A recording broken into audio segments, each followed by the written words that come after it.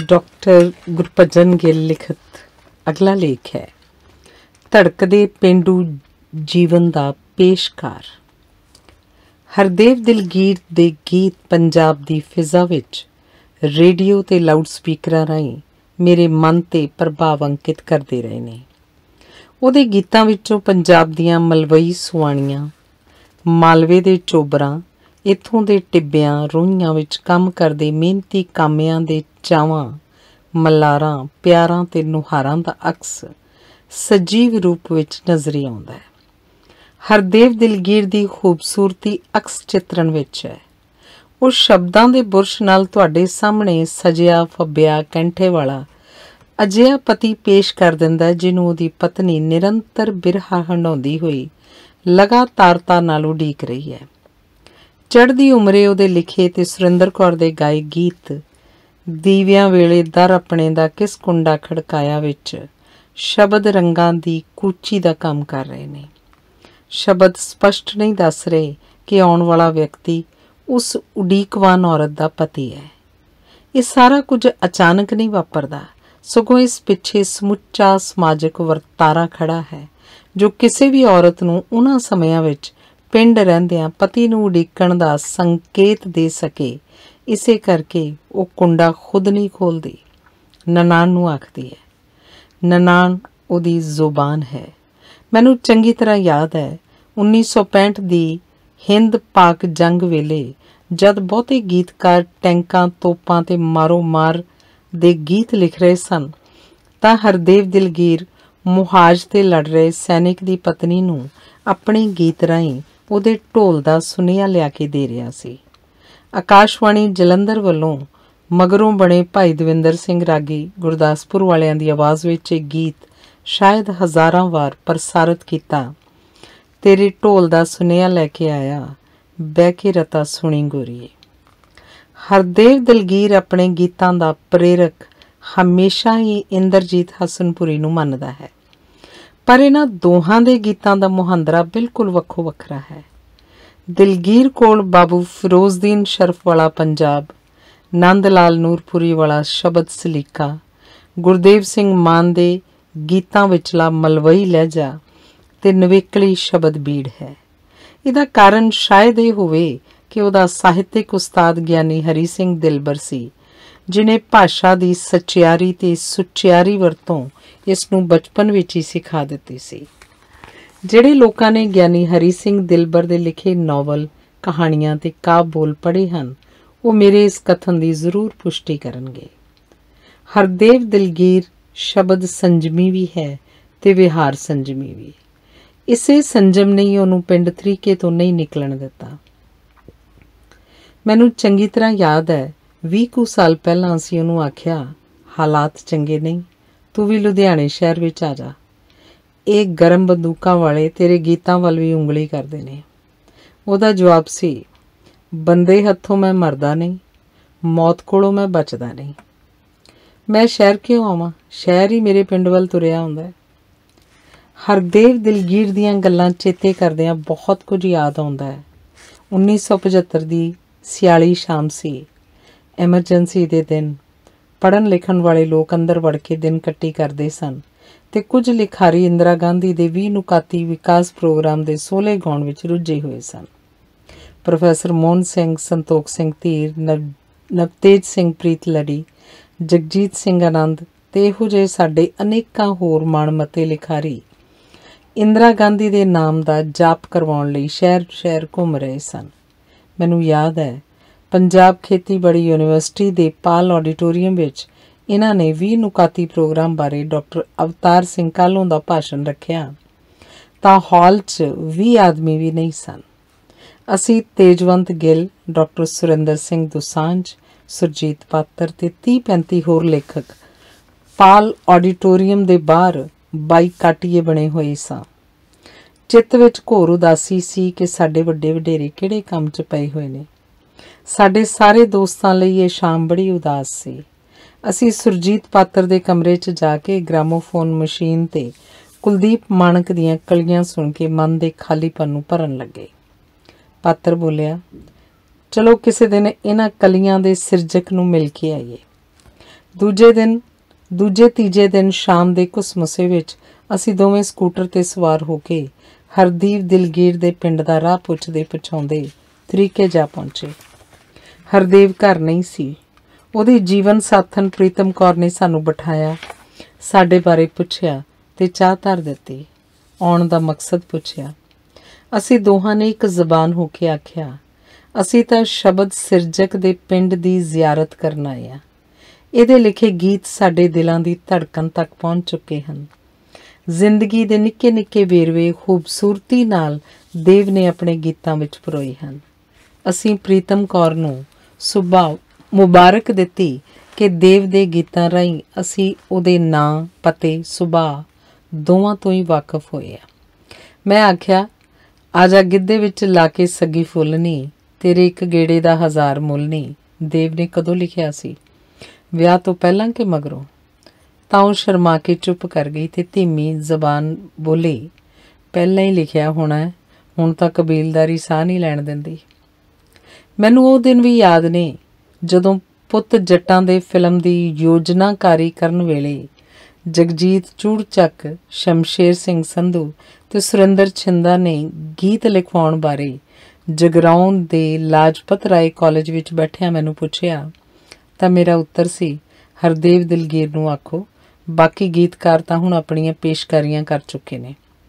ਹਰਦੇਵ ਦਿਲਗੀਰ ਨੇ ਜਿਸ ਸ਼ਿੱਦਤ ਅਤੇ ਲੋਕ ਅੰਦਾਜ਼ ਵਿੱਚ ਪੁੱਤ ਜੱਟਾਂ ਦੇ ਬੁਲਾਉਂਦੇ ਬੱਕਰੇ ਦਾ ਟਾਈਟਲ ਗੀਤ ਲਿਖਿਆ, ਉਸ ਤੋਂ ਵੱਡੀ ਲਕੀਰ ਫਿਲਮ ਸੰਗੀਤ ਵਿੱਚ ਕੋਈ ਨਹੀਂ ਵਾਹ ਸਕਿਆ।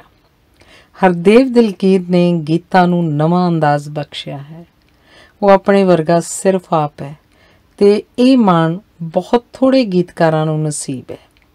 ਉਹ ਗੀਤ ਲੈ ਕੇ ਗਾਇਕਾਂ ਮਗਰ ਫਿਰਨ ਵਾਲਾ ਲਿਖਾਰੀ ਨਹੀਂ ਤੇ ਨਾ ਹੀ ਗਾਇਕਾਂ ਨੂੰ ਆਪਣੇ ਮਗਰ ਫੇਰਨ ਵਾਲਾ ਗੀਤਕਾਰ ਹੈ। ਉਹਦੀ ਰਫਤਾਰ ਤੇ ਨੁਹਾਰ ਬਿਲਕੁਲ ਆਪਣੀ ਹੈ। ਕੁਲਦੀਪ ਸਿੰਘ ਬੇਦੀ ਅਨੁਸਾਰ ਤਰੀਕੇ ਦੀ ਪਛਾਣ ਬਣਾਈ ਹੈ ਹਰਦੇਵ ਨੇ। ਹਰਦੇਵ ਦਿਲਗੀਰ ਹੈ ਨਾਂ ਉਹਦਾ, ਪਰ ਦੇਵ ਤਰੀਕਿਆਂ ਵਾਲਾ ਵੀ ਵੱਜਦਾ ਹੈ। ਗੀਤਕਾਰ ਵਜੋਂ ਉਹਦੀ ਪਛਾਣ ਬਣਾਉਣ ਵਾਲਿਆਂ 'ਚ ਸੁਰਿੰਦਰ ਕੌਰ, ਨਰਿੰਦਰ ਬੀਬਾ, ਚਾਂਦੀ ਰਾਮ, ਕੁਲਦੀਪ ਮਾਣਕ, ਸੁਰਿੰਦਰ ਛਿੰਦਾ, ਮੁਹੰਮਦ ਸਦੀਕ, ਸੁਰਜੀਤ ਬਿੰਦ ਰਖੀਆ ਤੇ ਗੁਰਚਰਨ ਪੋਲੀ ਦੀਆਂ ਆਵਾਜ਼ਾਂ ਸ਼ਾਮਲ ਹਨ। ਅਸਲ ਵਿੱਚ ਇੱਕ ਗੀਤਕਾਰ ਦੀ ਪਛਾਣ ਗਾਇਕ ਹੀ ਬਣਾਉਂਦੇ ਹਨ।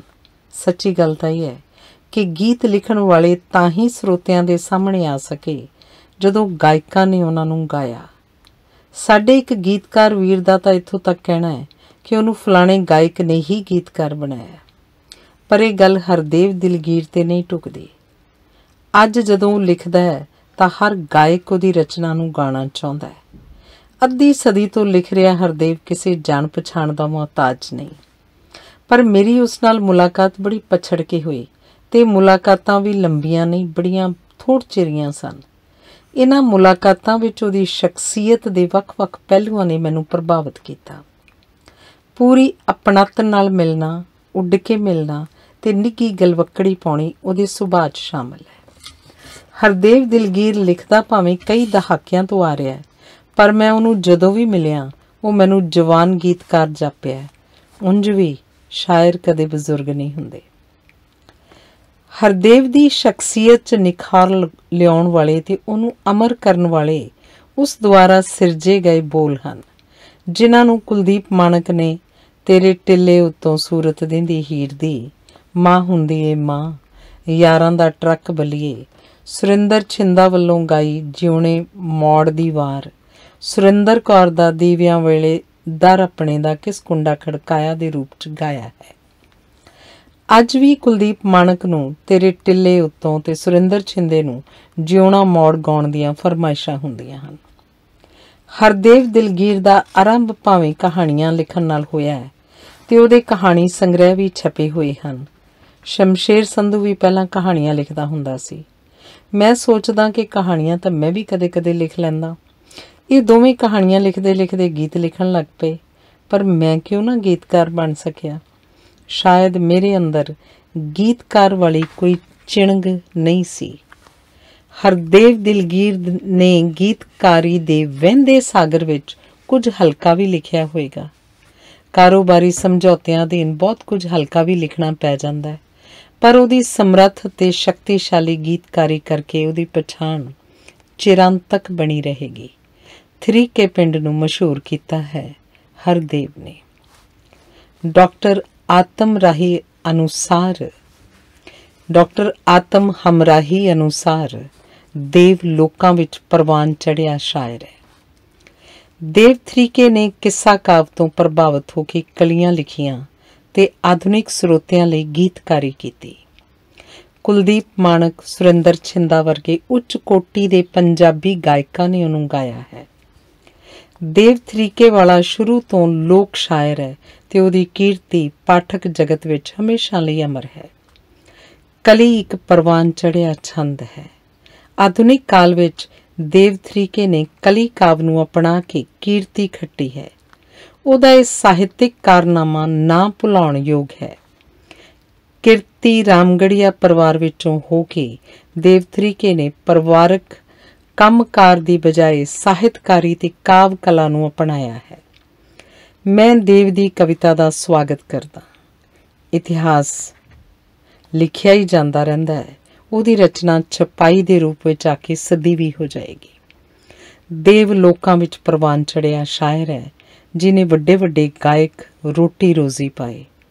ਔਖਾ ਹੈ ਛੋਲਿਆਂ ਨੂੰ ਖੜਨਾ ਕਤਾਰ ਵਿੱਚ, ਸਭ ਨੂੰ ਪਛਾੜ ਜਾਂਦੇ ਹੁੰਦੇ ਜੋ ਮਨ ਚਲੇ।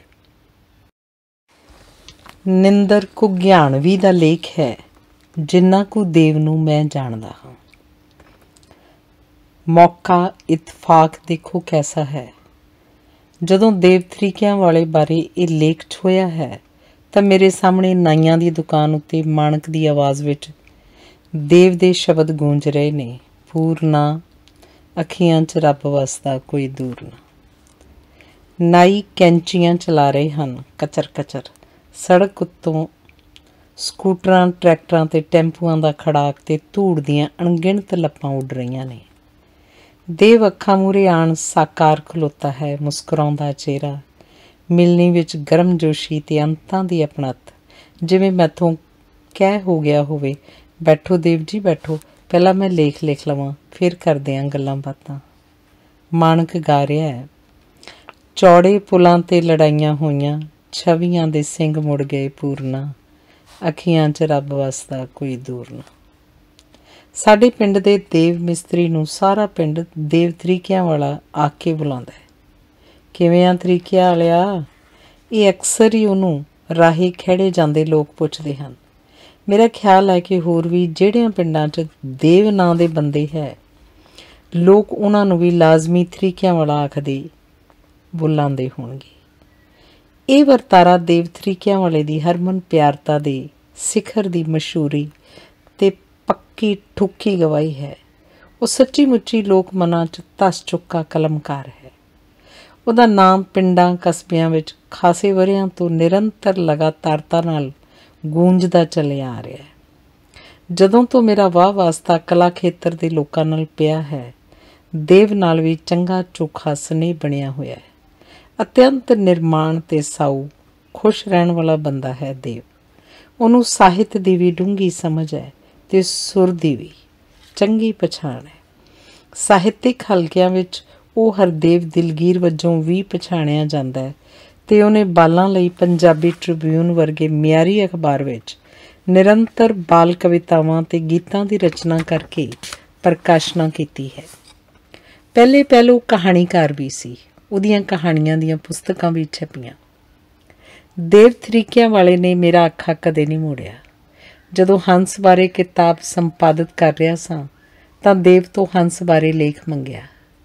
ਲੁਧਿਆਣੇ ਗਿਆ ਹੋਇਆ ਸਾਂ, ਲਲਤੋਂ ਤੋਂ ਥਰੀਕਿਆਂ ਨੂੰ ਪੈਦਲ ਤੁਰ ਪਿਆ।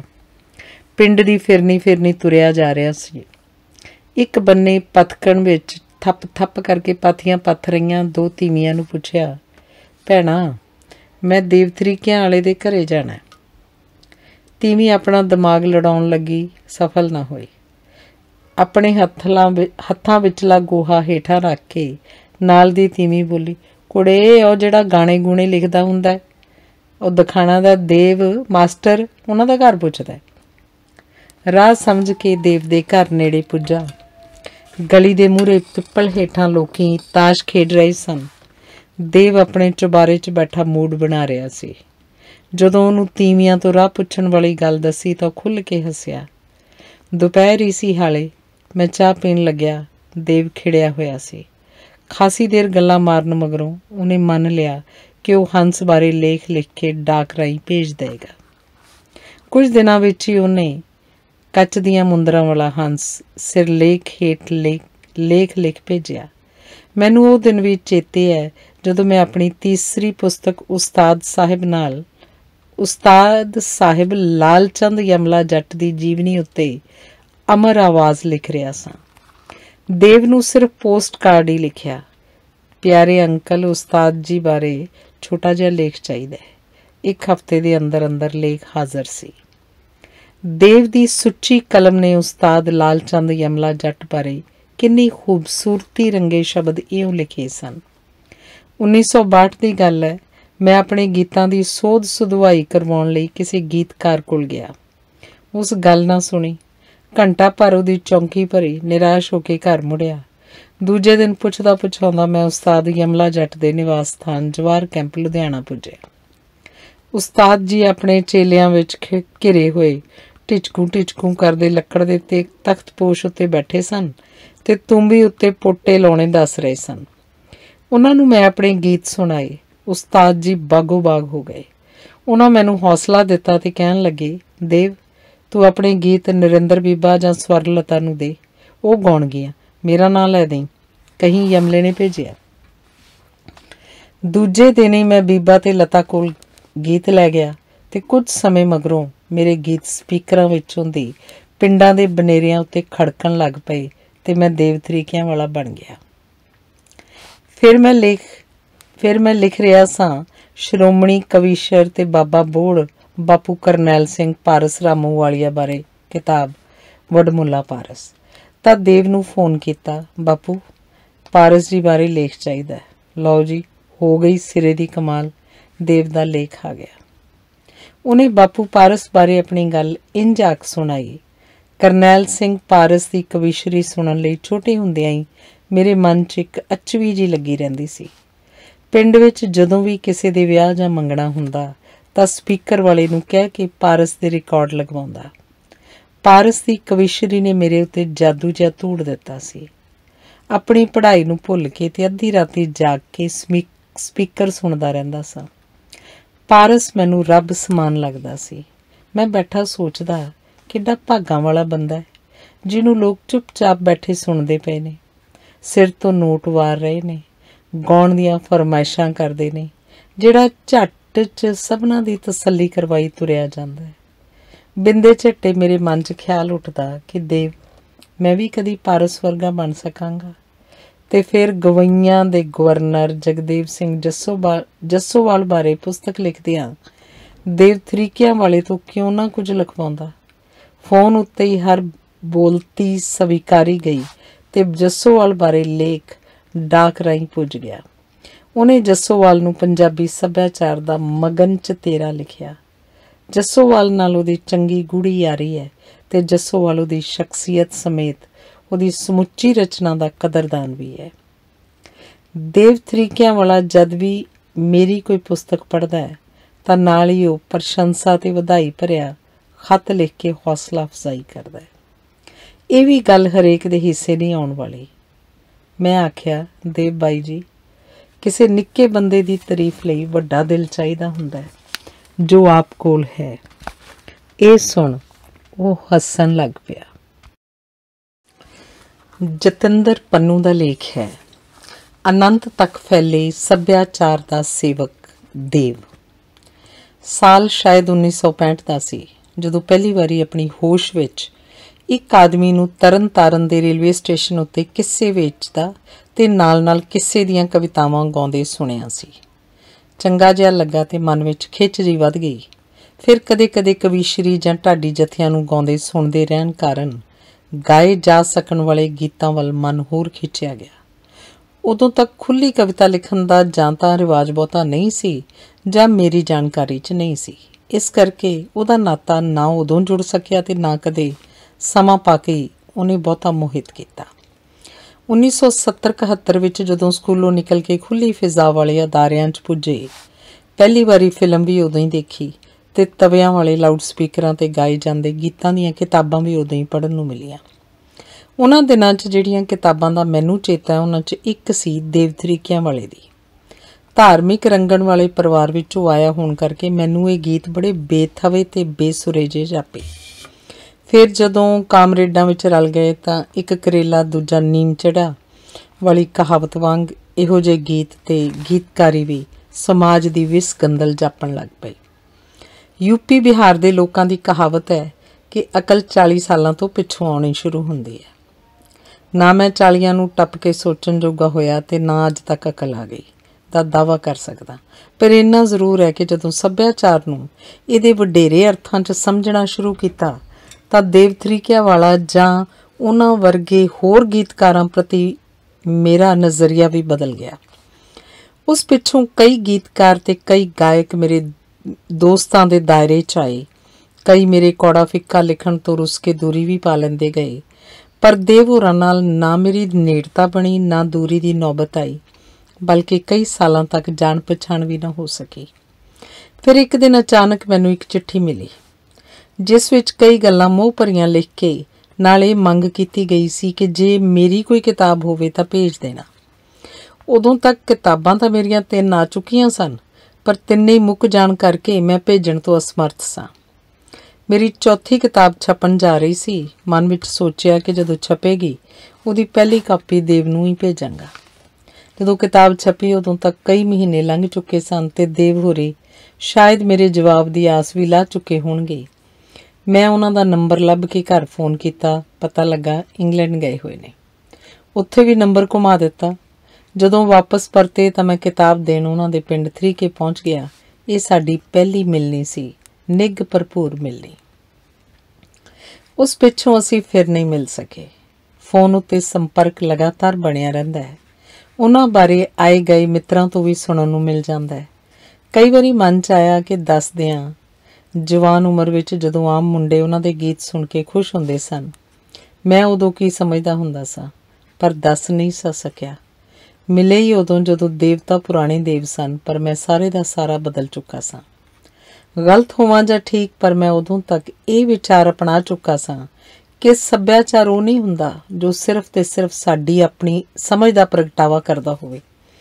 ਇਸ ਵਿੱਚ ਬਹੁਤ ਕੁਝ ਸ਼ਾਮਲ ਹੁੰਦਾ ਹੈ, ਇੰਨਾ ਕੁਝ ਜਿਹਦੀ ਵਿਆਖਿਆ ਕਰਨੀ ਵੀ ਸੰਭਵ ਨਹੀਂ ਹੁੰਦੀ। ਉਸ ਵਿਸ਼ਾਲ ਸੱਭਿਆਚਾਰ, ਅਨੰਤ ਤੱਕ ਫੈਲੇ ਸੱਭਿਆਚਾਰਕ ਖੇਤਰ ਦੇ ਜਿਹੜੇ ਪੱਖ ਤੋਂ ਜਿੰਨੀ ਸੇਵਾ ਆਪਣੀ ਸਮਰੱਥਾ ਮੁਤਾਬਕ ਦੇਵ ਜੀ ਨੇ ਕੀਤੀ ਹੈ, ਉਹਦਾ ਮੁੱਲ ਪਾ ਸਕਣਾ ਮੇਰੇ ਵਰਗੇ ਊਣੇ ਪੌਣੇ ਬੰਦੇ ਦੇ ਵੱਸ ਦੀ ਗੱਲ ਨਹੀਂ। ਇੰਨੀ ਕਾਮਨਾ ਜ਼ਰੂਰ ਕਰਦਾ ਕਿ ਦੇਵ ਜੀ ਲੰਮੀ ਉਮਰ ਜਿਉਣ, ਤੰਦਰੁਸਤੀ ਮਾਨਣ ਤੇ ਜਿਸ ਕਾਰਜ ਵਿੱਚ ਸਾਰੀ ਉਮਰ ਲੱਗੇ ਰਹੇ ਹਨ ਉਹਦੇ ਵਿੱਚ ਨਾ ਸਿਰਫ ਲੱਗੇ ਰਹਿਣ, ਸਗੋਂ ਭਰਪੂਰ ਤਜਰਬੇ ਦੇ ਆਧਾਰ ਤੱਕ ਹੋਰ ਵੀ ਨਿਖਰਵਾਂ ਤੇ ਇਹੋ ਜਿਹਾ ਲਿਖਣ ਜਿਹੜਾ ਸਦੀਆਂ ਦੇ ਹਾਣ ਦਾ ਸਾਬਤ ਹੋ ਸਕੇ। ਧਰਮ ਕੰਮਿਆਣਾ ਦਾ ਲੇਖ ਹੈ ਪ੍ਰਮੁੱਖ ਗੀਤਕਾਰ ਦੇਵ ਥਰੀਕੇ ਵਾਲਾ। ਹਰਦੇਵ ਦਿਲਗੀਰ ਉਰਫ ਦੇਵ ਥਰੀਕੇ ਵਾਲਾ ਪੰਜਾਬੀ ਦਾ ਪ੍ਰਮੁੱਖ ਗੀਤਕਾਰ ਹੈ। ਬੇਸ਼ੱਕ ਉਹਨੇ ਸਾਹਿਤ ਦੀਆਂ ਹੋਰ ਵਿਧਾਵਾਂ ਉੱਪਰ ਵੀ ਕਲਮ ਅਜ਼ਮਾਈ, ਪਰ ਉਸ ਨੂੰ ਵਿਸ਼ੇਸ਼ ਪਛਾਣ ਤੇ ਸਥਾਪਤੀ ਇੱਕ ਗੀਤਕਾਰ ਵਜੋਂ ਹੀ ਮਿਲੀ। ਉਹਨੇ ਮੱਛਰਦਾਨੀ ਲੈ ਦੇਵੇ, ਮੱਛਰ ਨੇ ਖਾਲੀ ਤੋੜ ਕੇ ਵਰਗੇ 2 ਗਾਣਿਆਂ ਵਿੱਚ ਕਿਸਾਨੀ ਮੰਦਹਾਲੀ ਦਾ ਚਿਤਰਨ ਕੀਤਾ ਤਾਂ ਮੂੰਹ ਵਿੱਚ ਭਾਬੀ ਦੇ ਨਣਦ ਬੁਰਕੀਆਂ ਪਾਵੇ ਵਰਗੇ ਗੀਤਾਂ ਵਿੱਚ ਮਨੁੱਖੀ ਰਿਸ਼ਤਿਆਂ ਤੇ ਸੋਝ ਤੇ ਮੋਹ ਨੂੰ ਬਾਖੂਬੀ ਪ੍ਰਗਟ ਕੀਤਾ। ਹੁੰਦੀਆਂ ਸ਼ਹੀਦ ਜੋੜੀਆਂ, ਦਾਦੀ ਵੇਖਦੀ ਬੁਰਜ ਤੇ ਚੜ੍ਹ ਕੇ ਵਰਗੇ ਅਨੇਕਾਂ ਗੀਤਾਂ ਵਿੱਚ ਉਹਨੇ ਸਿੱਖ ਧਰਮ ਦੇ ਖੂਨੀ ਪੱਤਰਿਆਂ ਤੇ ਦੇਸ਼ ਕੌਮ ਲਈ ਕੁਰਬਾਨ ਹੋਣ ਦੀ ਭਾਵਨਾ ਨੂੰ ਵਿਸ਼ਾ ਅਨੁਕੂਲ ਸ਼ਬਦਾਂ ਦਾ ਜਾਮਾ ਪਹਿਨਾਇਆ। ਦੇਵ ਨੇ 1960-61 ਤੋਂ ਲੈ ਕੇ ਹੁਣ ਤੱਕ ਪੰਜਾਬੀ ਗਾਇਕਾਂ ਦੀਆਂ 3 ਪੀੜ੍ਹੀਆਂ ਲਈ ਗੀਤ ਲਿਖੇ ਹਨ। Radio, TV, audio cassette, VCD ਦੀ ਪੰਜਾਬੀ ਫਿਲਮਾਂ ਵਿੱਚ ਸ਼ਾਮਿਲ ਉਹਦੇ ਗੀਤ ਉਹਨੂੰ ਵਿਸ਼ੇਸ਼ ਪਛਾਣ ਤੇ ਸ਼ੋਹਰਤ ਵਾਲੇ ਗੀਤਕਾਰ ਵਜੋਂ ਉਭਾਰਦੇ ਹਨ। ਪੰਜਾਬੀ ਦੇ ਲਗਭਗ ਸਾਰੇ ਪ੍ਰਮੁੱਖ ਗਾਇਕਾਂ ਨੇ ਉਹਦੇ ਗੀਤਾਂ ਨੂੰ ਆਪਣੀ ਆਵਾਜ਼ ਦਿੱਤੀ ਹੈ। इस तरह वड्डी गिणती विच गीतां दे रिकार्ड होण दी खुश नसीबी बहुत घट गीतकारां दे हिस्से आउंदी है। देव थरीकेवाला ने बेशक वख-वख समय ਵੱਖੋ ਵੱਖਰੇ ਵਿਸ਼ਿਆਂ ਦੇ ਗੀਤ ਲਿਖੇ ਤੇ ਰਿਕਾਰਡ ਕਰਵਾਏ, ਪਰ ਉਹਨੂੰ ਵਧੇਰੇ ਪ੍ਰਸਿੱਧੀ ਤੇ ਵਿਸ਼ੇਸ਼ ਪਛਾਣ ਲੋਕ ਗਾਥਾਵਾਂ ਦੇ ਸਿਰਜਕ ਵਜੋਂ ਮਿਲੀ। ਜੇਕਰ ਕੁਲਦੀਪ ਮਾਣਕ ਤੇ ਸੁਰਿੰਦਰ ਛਿੰਦਾ ਵਰਗੇ ਗਾਇਕਾਂ ਦਾ ਪੰਜਾਬੀ ਸੱਭਿਆਚਾਰ ਦਾ ਨਿਖੜਵਾਂ ਅੰਗ ਬਣ ਚੁੱਕੀਆਂ ਲੋਕ ਗਾਥਾਵਾਂ ਨੂੰ ਢੱਡ ਸਾਰੰਗੀ ਦੇ ਲੋਪ ਹੋ ਚੁੱਕੇ ਦੌਰ 'ਚੋਂ ਕੱਢ ਕੇ ਆਧੁਨਿਕ ਸਾਜ਼ਾਂ ਤੇ ਦਮਦਾਰ ਆਵਾਜ਼ਾਂ ਨਾਲ ਪੁਨਰ ਸੁਰਜੀਤ ਕਰਨ 'ਚ ਅਹਿਮ ਰੋਲ ਹੈ ਤਾਂ ਦੇਵ ਥਰੀਕੇਵਾਲੇ ਦੀ ਗੀਤਕਾਰੀ ਵੀ ਇਸ ਕਾਰਜ ਦੀ ਵੱਡੀ ਧਿਰ ਵਜੋਂ ਉੱਭਰਦੀ ਹੈ। ਦਰਅਸਲ ਹਰਦੇਵ ਦਿਲਗੀਰ ਦੀਆਂ ਰਚੀਆਂ ਲੋਕ ਗਾਥਾਵਾਂ ਤੇ ਕੁਲਦੀਪ ਮਾਣਕ ਤੇ ਸੁਰਿੰਦਰ ਛਿੰਦਾ ਵਰਗੇ ਪਰਪੱਕ ਗਾਇਕਾਂ ਦੀਆਂ ਆਵਾਜ਼ਾਂ ਦਾ ਸੁੰਦਰ ਸੁਮੇਲ ਹੀ ਹੈ ਜਿਸ ਨੇ ਪੰਜਾਬੀ ਗਾਇਕੀ ਦਾ ਗੌਲਣਯੋਗ ਇਤਿਹਾਸ ਸਿਰਜਿਆ। ਦੇਵ ਥਰੀਕੇਵਾਲਾ ਲੋਕ ਤੱਥ ਲਿਖਣ ਵਿੱਚ ਵੀ ਮਾਹਿਰ ਹੈ। ਪੰਜਾਬ ਦੀਆਂ ਜਾਤਾਂ, ਕਿੱਤਿਆਂ, ਇਲਾਕਾਈ ਸੁਭਾਵਾਂ ਤੇ ਕੁਦਰਤੀ ਰੰਗਾਂ ਨੂੰ ਉਹਨੇ ਮੂੰਹ ਚੜ੍ਹ ਜਾਣ ਵਾਲੇ ਲੋਕ ਤੱਥਾਂ ਦੇ ਰੂਪ 'ਚ ਚਿਤਰਿਆ ਹੈ। ਇਹ ਲੋਕ ਤੱਥ ਅਖਾਣ ਬਣ ਜਾਣ ਦੀ ਸਮਰੱਥਾ ਰੱਖਦੇ ਹਨ। ਜਦ ਕਦੇ ਵੀ ਪੰਜਾਬੀ ਗਾਇਕੀ ਤੇ ਗੀਤਕਾਰੀ ਦੇ ਇਤਿਹਾਸ ਦੀ ਗੱਲ ਕੀਤੀ ਜਾਏਗੀ, ਇਸ ਵਿੱਚ ਥਰੀਕਿਆਂ ਵਾਲੇ ਦੇਵ ਦਾ ਨਾਂ ਆਉਣਾ ਜ਼ਰੂਰੀ ਹੋਏਗਾ।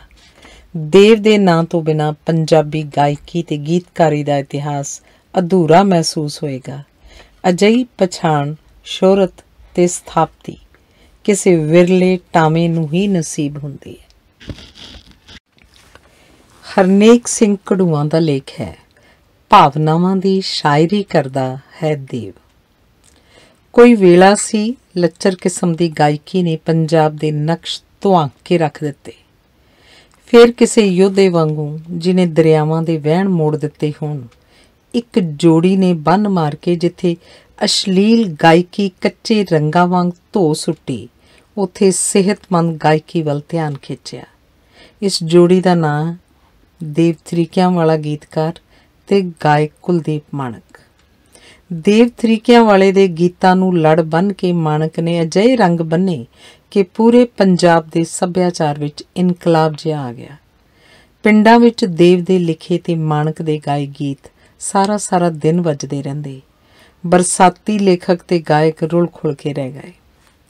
ਸ਼ਾਇਰੀ ਪਿੱਪਲ ਦੇ ਪੱਤਿਆਂ ਤੋਂ ਉਸ ਵਾਂਗ ਟਪਕਦੀ ਹੈ ਜਾਂ ਹਰੀਆਂ ਭਰੀਆਂ ਪਹਾੜੀਆਂ ਦੀਆਂ ਛਾਤੀਆਂ 'ਚੋਂ ਸਿਮਦੇ ਨੀਰ ਦੇ ਤੁਲ ਹੈ। ਭਾਵਨਾਵਾਂ ਤੋਂ ਸਖਣੀ ਸ਼ਾਇਰੀ ਇੱਕ ਬੇਜਾਨ ਤੁਕਬੰਦੀ ਤੋਂ ਬਿਨਾਂ ਕੁਝ ਵੀ ਨਹੀਂ ਹੁੰਦੀ। ਸ਼ਾਇਰਾਂ ਨੇ ਮਹਿਬੂਬ ਦੀਆਂ ਅੱਖਾਂ ਦੀ ਤਾਰੀਫ ਕਰਦਿਆਂ ਕਦੇ ਹਿਰਨੀ ਦੀ ਅੱਖ ਨਾਲ ਤੁਲਨਾ ਕੀਤੀ, ਕਦੇ ਨਿਰਮਲ ਝੀਲਾਂ ਨਾਲ ਤੁਲਨਾ ਕੀਤੀ, ਪਰ ਕੁਝ ਸ਼ਾਇਰ ਇਸ ਤੋਂ ਵੀ ਅੱਗੇ ਤੁਰ ਗਏ। ਸ਼ਿਵ ਗੱਲ ਕਰਦਾ ਅੱਖਾਂ ਦੇ ਕੋਇਆਂ ਤੀਕ ਪਹੁੰਚ ਗਿਆ ਤੇ ਦੇਵ ਅੱਖਾਂ ਦੀ ਲਾਲੀ ਤੀਕ ਪਹੁੰਚ ਗਿਆ। ਟੁੱਟ ਗਈ ਯਾਰੀ ਤੋਂ ਮਨ ਮੁੜਿਆ ਮੁੜਿਆ ਲੱਗਦਾ ਨਹੀਂ, ਹੈ ਨਹੀਂ ਅੱਖਾਂ ਦੇ ਵਿੱਚ ਪਹਿਲਾਂ ਵਾਲੀ ਧਾਰੀ। ਕਦੇ ਦੇਵ ਦੀ ਸ਼ਾਇਰੀ ਵਿੱਚੋਂ ਹਜੂਰਾ ਸਿੰਘ ਬੁਟਾਰੀ ਦੀ ਭਾਅ ਮਾਰਦੀ ਹੈ, ਕਦੇ ਦੇਵ ਵਾਰਸ ਨਾਲ ਮੋਢਾ ਜੋੜ ਖਲੋਂਦਾ ਹੈ ਤੇ ਸਾਹਿਬਾਂ ਨੂੰ ਭਰਾਵਾਂ ਦੀ ਹੋਣ ਦਾ ਉਲਾਮਾ ਦਿੰਦਾ ਹੈ। ਕਦੇ ਦੇਵ ਰਾਂਝੇ ਨੂੰ ਅਲਕ ਬਹਿੜੇ ਵਾਂਗੂ ਟਿੱਲੇ ਦੀਆਂ ਰਵਾਇਤਾਂ ਤੋਂ ਬੇਕਾਬੂ ਹੋਇਆ ਦਿਖਾਉਂਦਾ ਹੈ। ਤੇਰੇ ਟਿੱਲੇ ਤੋਂ ਸੂਰਤ ਦੀਂਦੀ ਹੈ ਹੀਰ ਦੀ, ਉਹ ਲੈ ਵੇਖ ਗੋਰਖਾ ਉੱਡਦੀ ਆ ਫੁਲਕਾਰੀ। ਅੱਜ ਜਦੋਂ ਟੀਵੀ ਦੇ ਗੀਤਾਂ ਨੂੰ ਇੱਜ਼ਤਦਾਰ ਲੋਕ ਟੀਵੀ ਤੇ ਕੱਪੜਾ ਪਾ ਕੇ ਦੇਖਣ ਲਈ ਮਜਬੂਰ ਹਨ, ਦੇਵ ਤੋਂ ਆਸ ਕਰਦੇ ਹਾਂ ਇੱਕ ਵਾਰ ਫੇਰ ਕਮਰ ਕੱਸਾ ਕਰਕੇ ਆਪਣੇ ਹਮ ਖਿਆਲ ਗੀਤਕਾਰਾਂ ਨੂੰ ਨਾਲ ਲੈਂਦਾ ਹੋਇਆ ਪੰਜਾਬੀ ਸੱਭਿਆਚਾਰ ਵਿੱਚ ਆ ਰਹੇ ਨਿਘਾਰ ਨੂੰ ਠੱਲ ਪਾਉਣ ਲਈ ਜੂਝੇ। ਸ਼ਿਵ ਚਰਨ ਜੱਗੀ ਕੁੱਸਾ ਦਾ ਲੇਖ ਹੈ, ਦਰਵੇਸ਼ ਮੂਰਤ ਬਾਈ ਦੇਵ। ਬੜੇ ਛੋਟੇ ਛੋਟੇ ਹੁੰਦਿਆਂ ਦੇਵ ਥਰੀਕੇਵਾਲੇ ਦੇ ਲਿਖੇ ਗੀਤ ਸੁਣਦੇ ਹੁੰਦੇ ਸਾਂ। ਉਦੋਂ ਵਿਆਹਾਂ ਸ਼ਾਦੀਆਂ ਮੌਕੇ ਕੋਠੇ ਤੇ 2 ਮੰਜੇ ਜੋੜ ਕੇ ਸਪੀਕਰ ਲੱਗਿਆ ਕਰਦੇ ਸਨ। ਅਸੀਂ ਜਿੱਥੇ ਸਪੀਕਰ ਖੜਕਦਾ ਹੋਣਾ, ਘਰਦਿਆਂ ਦੇ ਛਿੱਤਰ ਪੌਲਾ ਕਰਨ ਦੇ ਬਾਵਜੂਦ ਵੀ ਉੱਥੇ ਜਾ ਪਹੁੰਚਣਾ। ਬਚਪਨ ਸੀ, ਘਰਦਿਆਂ ਦੇ ਛਿੱਤਰਾਂ ਦੀ ਕੌਣ ਪਰਵਾਹ ਕਰਦਾ ਹੈ। ਉਦੋਂ 3 ਕੁ ਗੀਤਕਾਰ ਹੀ ਮਸ਼ਹੂਰ ਸਨ, ਦੀਦਾਰ ਸੰਧੂ, ਬਾਬੂ ਸਿੰਘ ਮਾਨ ਮਰਾੜਾ ਵਾਲਾ ਤੇ ਦੇਵ ਥਰੀਕਿਆਂ ਵਾਲਾ। 22 ਥਰੀਕਿਆਂ ਵਾਲੇ ਦਾ ਲਿਖਿਆ ਤੇ ਬਾਈ ਕੁਲਦੀਪ ਮਾਣਕ ਦਾ ਗਾਇਆ ਜੈਮਲ ਫੱਤਾ ਮੈਂ ਖੁਦ ਪਿੰਡ ਦੇ ਸਕੂਲ ਦੀ ਬਾਲ ਸਭਾ ਵਿੱਚ ਗਾਉਂਦਾ ਰਿਹਾ ਹਾਂ। ਇੱਕ ਇਤਫਾਕ ਹੀ ਹੈ ਕਿ ਬਾਈ ਦੇਵ ਤੇ ਕੁਲਦੀਪ ਮਾਣਕ ਦੋਨੋਂ ਹੀ ਮੇਰੇ ਪਰਮ ਮਿੱਤਰ ਹਨ, ਜਿਗਰੀ ਮਿੱਤਰ, ਹਮ ਪਿਆਲਾ, ਹਮ ਨਿਵਾਲਾ। ਉਸ ਮੌਕੇ ਉਹਨੂੰ ਮੌਤ ਨੇ ਆਵਾਜ਼ਾਂ ਮਾਰੀਆਂ, ਸੋਹਣੀ ਸੁੱਤੀ ਲਈ ਜਗਾ, ਅੱਲਾ ਬਿਸਮਿल्ला ਤੇਰੀ ਜੁਗਨੀ, ਤੋਤਾ ਢੋਲਦਾ ਰੋਵੇ ਤੇ ਕੁਰਲਾਵੇ, ਜੈਮਲ ਫੱਤਾ ਆਦਿ ਗੀਤ ਬੜੇ ਮਸ਼ਹੂਰ ਸਨ। ਉਸ ਤੋਂ ਬਾਅਦ ਜਦੋਂ ਤੇਰੇ ਟਿੱਲੇ ਤੋਂ ਸੂਰਤ ਦੀਂਦੀ ਆ ਹੀਰ ਦੀ, ਛੇਤੀ ਕਰ ਸਰਵਣ ਬੱਚਾ ਰਾਂਝਾ ਜੋਗੀ ਹੋ ਗਿਆ ਆਏ, ਤਾਂ ਕੁਲਦੀਪ ਮਾਣਕ ਤੇ ਦੇਵ ਤਰੀਕੇ ਵਾਲੇ ਦਾ ਨਾਂ ਦਾ ਥਾਂ ਥਾਂ ਨਗਾਰਾ ਵੱਜ ਗਿਆ।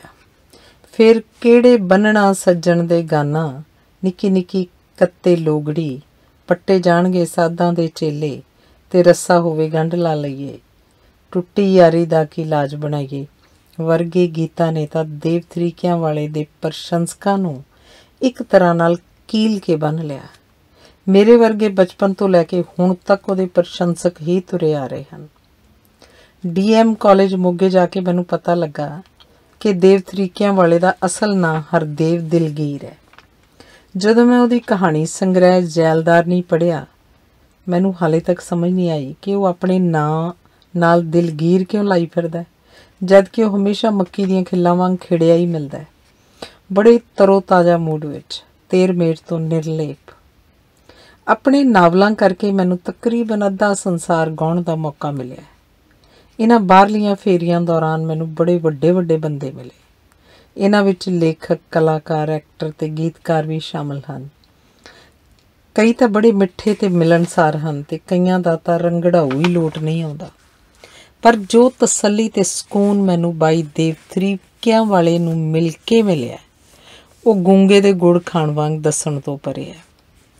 ਅਗਸਤ 2003 ਵਿੱਚ ਮੈਨੂੰ ਮਸ਼ਹੂਰ ਸੰਸਥਾ ਲਾਂਬੜਾ ਸੱਥ ਵੱਲੋਂ ਨਾਨਕ ਸਿੰਘ ਨਾਵਲਿਸਟ ਪੁਰਸਕਾਰ ਦੇਣ ਦਾ ਫੈਸਲਾ ਹੋਇਆ। ਸੱਦਾ ਪੱਤਰ ਮਿਲਿਆ ਤਾਂ ਮੈਂ ਆਸਟਰੀਆ ਤੋਂ ਫਲਾਈਟ ਲੈ ਕੇ ਲੰਡਨ ਦੇ ਸਟੈਂਡ ਏਅਰਪੋਰਟ 'ਤੇ ਜਾ ਉਤਰਿਆ, ਕਿਉਂਕਿ ਪੁਰਸਕਾਰ ਇੰਗਲੈਂਡ 'ਚ ਦਿੱਤਾ ਜਾਣਾ ਸੀ। ਲਾਂਬੜਾ ਸੱਥ ਦੇ ਡਾਕਟਰ ਨਿਰਮਲ ਸਿੰਘ ਹੋਰੀ ਪਹਿਲਾਂ ਹੀ ਇੰਗਲੈਂਡ ਪੁੱਜ ਚੁੱਕੇ ਸਨ। ਏਅਰਪੋਰਟ ਉੱਪਰ ਮੇਰੇ ਪਰਮ ਮਿੱਤਰ ਪ੍ਰੋਫੈਸਰ ਮੋਤਾ ਸਿੰਘ ਜੀ ਸਰਾਏ ਆਏ ਹੋਏ ਸਨ। ਉਹ ਮੈਨੂੰ ਸਰਦਾਰ ਕੇਵਲ ਸਿੰਘ ਜੀ ਘੱਗ ਦੇ ਘਰ ਲੈ ਗਏ। ਉੱਥੇ ਲੰਗਰ ਪਾਣੀ ਛਕਿਆ। ਪਹਿਲਾਂ ਹੀ ਬਣਾਏ ਪ੍ਰੋਗਰਾਮ ਮੁਤਾਬਿਕ ਉੱਥੇ ਮੇਰਾ ਆੜੀ ਰਣਜੀਤ ਸਿੰਘ ਰਾਣਾ ਮੁੱਖ ਸੰਪਾਦਕ ਸਾਹਿਬ ਆ ਪ੍ਰਗਟ ਹੋਇਆ। ਅਸੀਂ ਉਹਦੇ ਘਰ ਵਿੱਚ ਬਰਮਿੰਗਮ ਨੂੰ ਚੱਲ ਪਏ।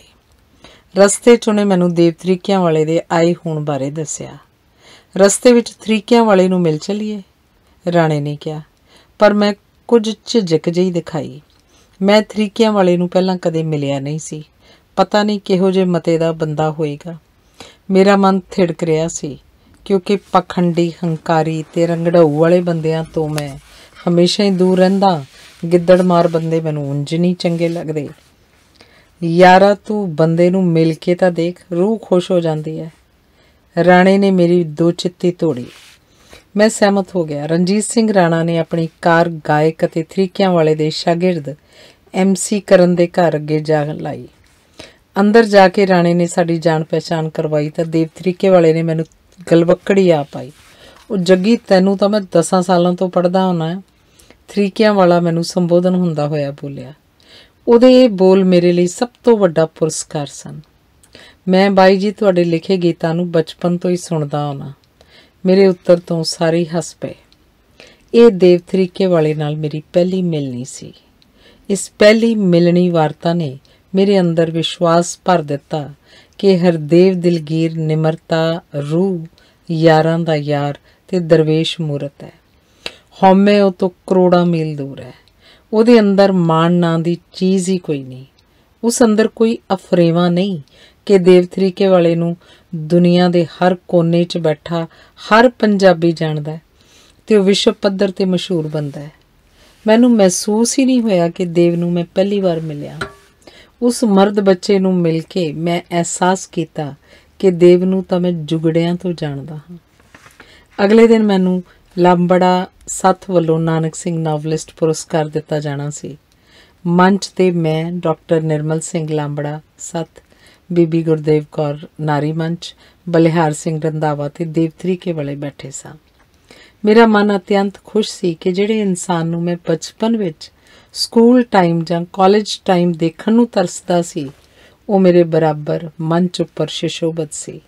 ਉੱਥੇ ਮੈਂ ਸਟੇਜ 'ਤੇ ਬੋਲਦਿਆਂ ਕਿਹਾ ਸੀ, ਅੱਜ ਮੇਰੇ ਲਈ ਇੰਨਾ ਭਾਗਾਂ ਭਰਿਆ ਦਿਨ ਹੈ ਕਿ ਜਿਹੜੀਆਂ ਹਸਤੀਆਂ ਨੂੰ ਮੇਰੀਆਂ ਅੱਖਾਂ ਵੇਖਣ ਲਈ ਤਰਸਦੀਆਂ ਸਨ, ਅੱਜ ਉਹੀ ਹਸਤੀਆਂ ਮੇਰੇ ਬਰਾਬਰ ਮੰਚ ਉੱਪਰ ਬਿਰਾਜਮਾਨ ਹਨ।